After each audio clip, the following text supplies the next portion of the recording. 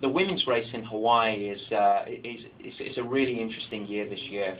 The athlete that is by clear the favourite, obviously, is Chrissie Wellington, and you have to hand it to Chrissie. She's changed the sport, but I actually think she's changed the sport for the positive.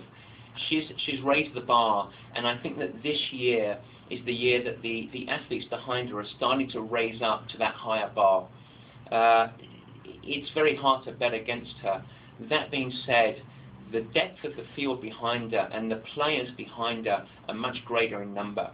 Many people are talking about Mirinda, Carfrae and Julie Diben, and they have every right to lay claim to be the biggest threats to Chrissie. But I think that behind there are 5 or 6 other women that can have a massive mark on the race, and I think will be on the podium at least. The race itself is going to be a very interesting race. It tends to be more spread out than the guys' race on the swim, but I do think that the bike will be much stronger. We'll see some great biking performances in Hawaii this year.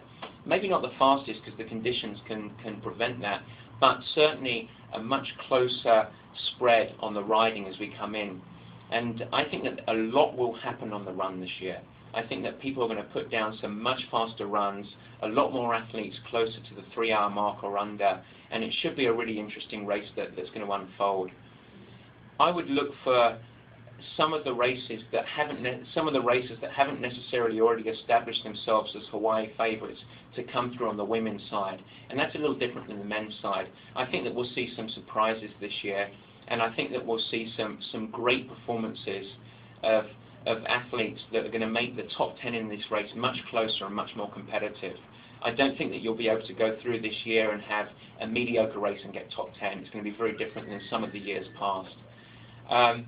On race day, I'll be sending tweets throughout the day from the course and really giving my coach's lens on how I see the race unfold. So make sure that you follow us at purplepatch on Twitter.